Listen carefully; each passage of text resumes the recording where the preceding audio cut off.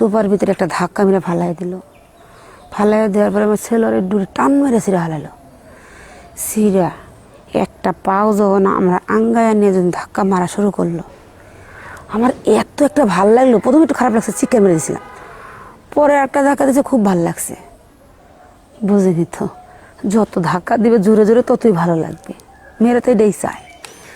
মেয়ের জামার সাথে আমি কিভাবে খেলাইলাম, কিভাবে মানে ভালো লাগলো, সেটাই আপনাদের মাঝে আমি উঠায় ধরবো। তা আপনারা পুরো গল্পটা শোনেন। আমার মেয়ের জামাই অনেক উঁচা লম্বা ছিল, খুবই একটা ভালো মেয়ে ছিল। আমি জানি না আমার মেয়ে কয়দিন পর পরই খালি রাগ করে চলে আসতো বাড়িতে।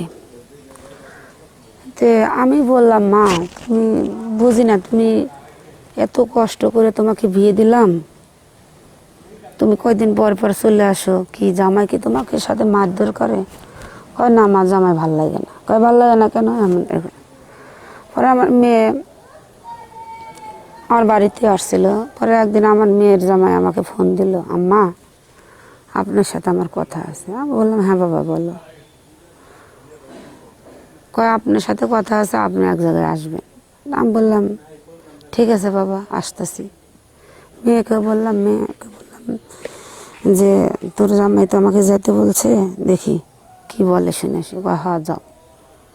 আমি বিশ্বাস করে গেলাম মেয়ের জামাইয়ের সাথে। মেয়ের জামাই আমার করতেছে, আপনাকে এক জায়গায় নিয়ে যাবো। হ্যাঁ বাবা নিয়ে যাও। মোটর সাইকেলের পিছনে উঠাইলো। উঠানোর পরে একবারে ডাইরেক্ট নিয়ে সে কী করলো, আমার একটা পার্কের ভিতরে নিয়ে আসলাম। একটা পার্ক। আমি বললাম, জামাই এটা আমাকে কোন জায়গায় নিয়ে আসলা? জামাই বলতেছে, আম্মা চুপ থাকেন, পরে বুঝবেন। এই কথা কয়ে নিয়ে মেয়ের জামাই একটা রুমের ভিতরে নিয়ে গেল। রুমের ভিতরে নিয়ে গেল। নিয়ে যাওয়ার পরে ইচ্ছা মতো জামাই আমাকে অনেক আদর যত্ন কাজ করলো, ওই কাজ করলো।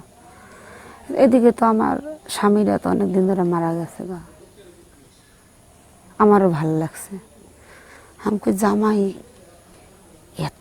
এত সুন্দর, এত ব্যবহার, এত সুন্দর করে আদর যত্ন করে। আর আমার মেয়ে নাকি সে আমার মেয়ে আর জামাই শালি বদনাম করে, জামাই ভালো না, হ্যান ত্যান। কই, আমি তো দেখলাম খুবই ভালো জামাই। দেখছি। দেখার পরে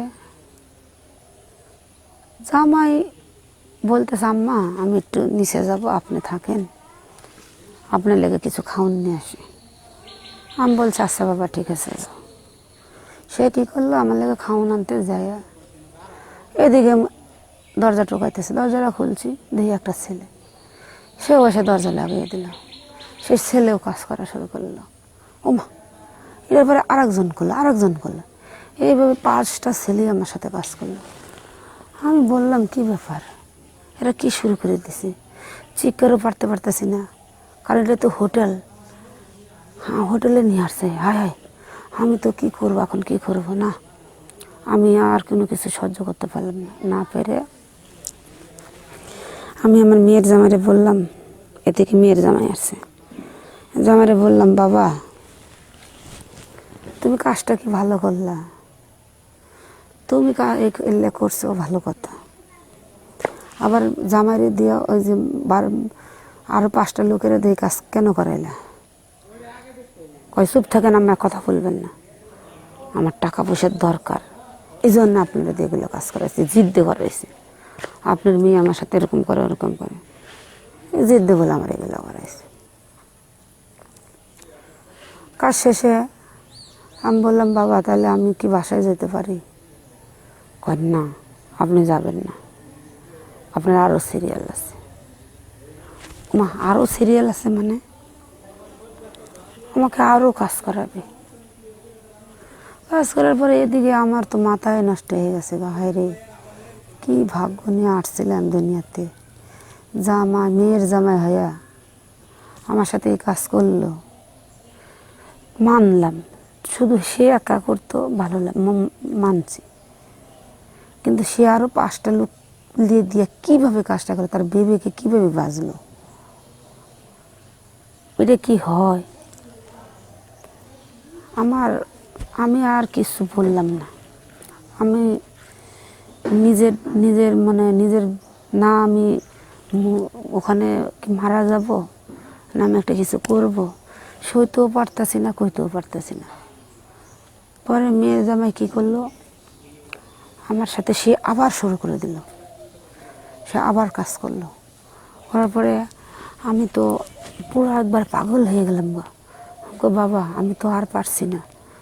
দেখো তুমি করতে একা একা তাও ভালো হতো, তুমি আরও লোক নিয়ে এসে আমার সাথে কাজ করালে, এটা কি তোমার ভালো হলো?